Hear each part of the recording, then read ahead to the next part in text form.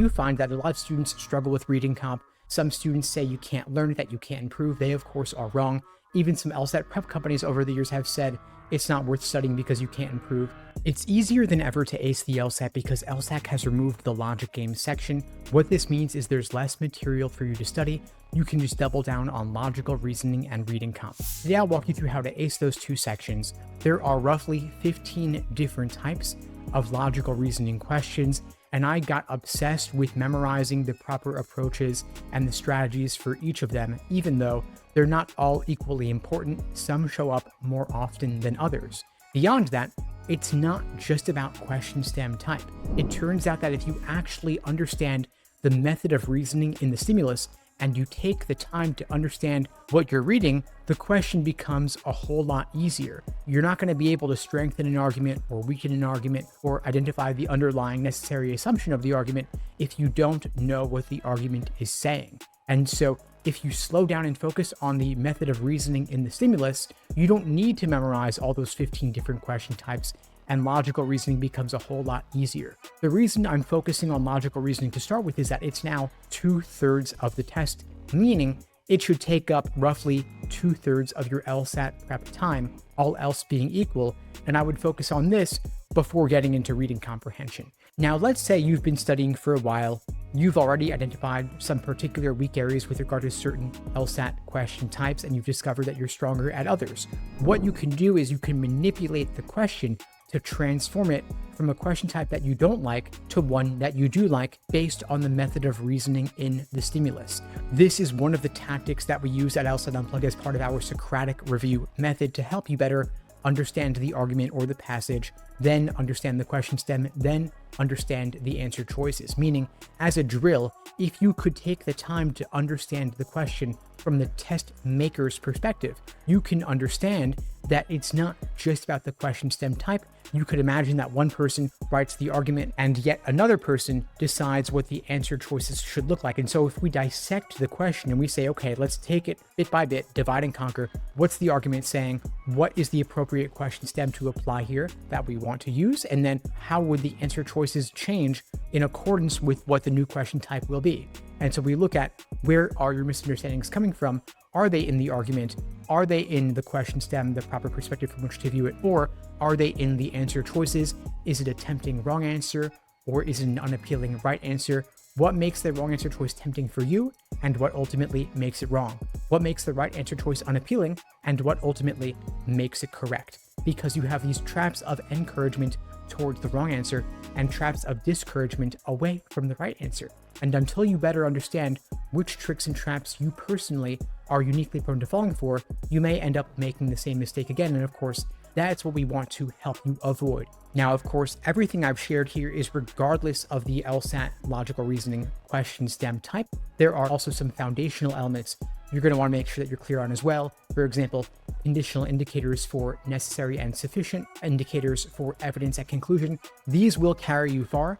If you don't know them, you're in trouble, of course, so you want to master the core fundamentals before drilling questions by type. And when you do get into drilling questions by type, if you do, focus on the 3 most common types to begin with: necessary assumption, inference, and flaw. Start there before tackling the less common types like evaluate the argument or cannot be true. And I'll share a quick tip for each of these 3 types. First of all, you want to make sure that you're crystal clear on the difference between necessary assumption questions and sufficient assumption questions.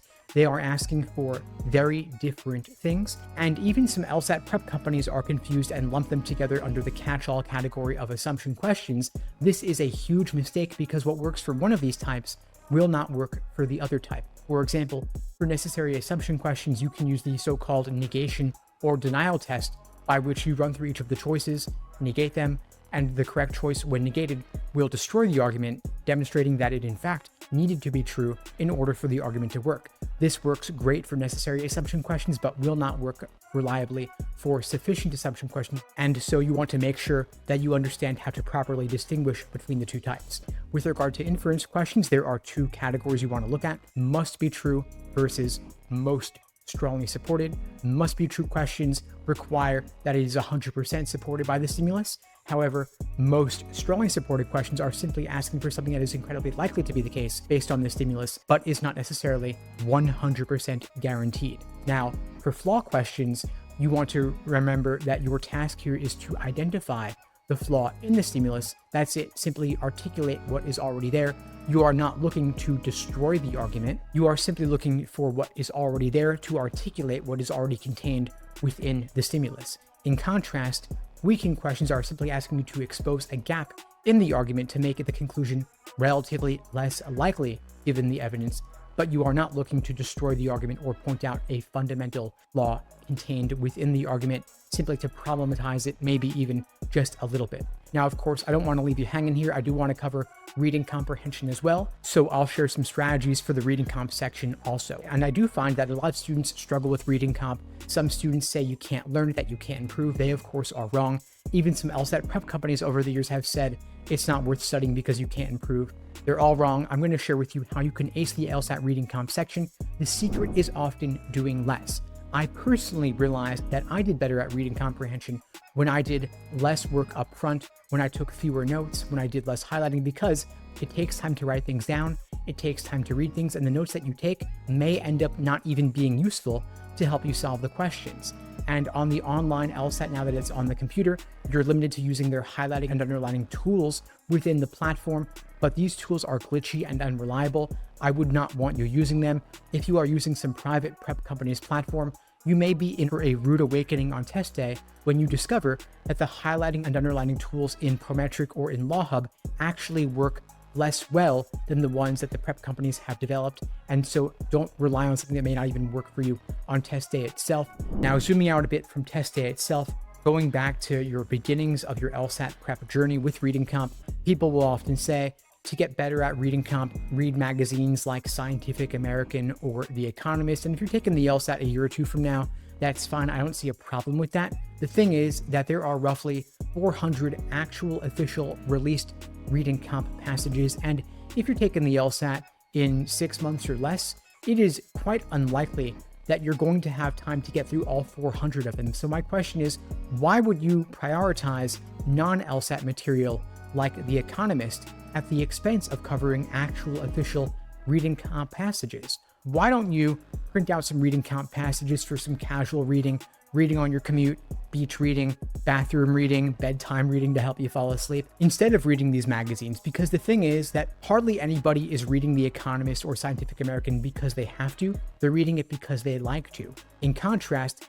LSAT reading comp passages are written specifically by LSAC to make them boring, to make them analogous to the legalese that you will be looking at in law school and as an attorney. They've increased the difficulty level to make it less engaging. They've increased the complexity of the sentence structure and the vocabulary to make it harder to get a handle on it, whereas popular media is written to be consumer friendly, written at typically a middle school level or easier. And you could calculate this for yourself by copy pasting these passages or articles into an app to get their readability score to show you the difference between the two types of media. Now, when you are approaching an LSAT reading comp passage, I recommend focusing on the big picture, the main idea, the primary purpose. Start there, get down the main idea, the details, the supporting examples. You can always go back to find them when you need to help you solve a particular question. So notice my approach is quite minimalistic in contrast to the LSAT prep textbooks, what they're advocating, because the thing is that although their strategies may sound great in theory, they typically don't work within the strict time constraints of the LSAT. Remember that with standard timing, you have only 8 minutes and 45 seconds to read each passage and solve all the 7 or 8 questions associated with that passage. So point being, less is more. Get the big picture, solve the general global questions, then do the detail-oriented questions that require going back to the passage, and finally save the more inferential questions that require reading between the lines for last. Now, of course, we cover reading comp every single week in our live small group classes. You can focus on it in our one-on-one coaching programs to help you better develop your own personalized approach for reading comprehension. But no matter what your approach is, you may find it useful to engage in some drills where you just extract the main idea from the passage. I mentioned earlier, there are roughly 400 actual official released reading comp passages that you could study from. You could reserve the first 100 of those passages just for drills where you read the passage and solve only the main idea or the general global questions associated with that passage, just to increase your ability, to increase that muscle, to strengthen that muscle for identifying the main idea, the main point, the central purpose, the author's opinion of the passage. You could also try rewriting the entire passage in simpler language, as if you were going to explain it to a 5-year-old, in order to prove to yourself that you truly understand what it's saying. Because when I ask a student, explain to me what this argument is saying, or explain to me what this passage is saying, and they just reread word for word what the argument or the passage is saying, I'm like, well, you proved to me that you know how to read, but can you prove that you understand what you're reading? That requires paraphrasing accurately, which is a skill. It takes time to get there. It's not going to happen overnight. But the more you can do that, the better you can do that, the better that you can review passages and make sure that you are extracting the key insights from your review process, the more you're going to see that improvement. Because of course, we can help you out. We can explain things, but you're going to be the one who's going to be there on test day solving the questions. We're not going to be there with you. So we want to make sure that you've developed that muscle for yourself and you can prove to us that you truly understand the passage. Anyway, folks, that's all for now. In the meantime, I'll wish you all the best and take care.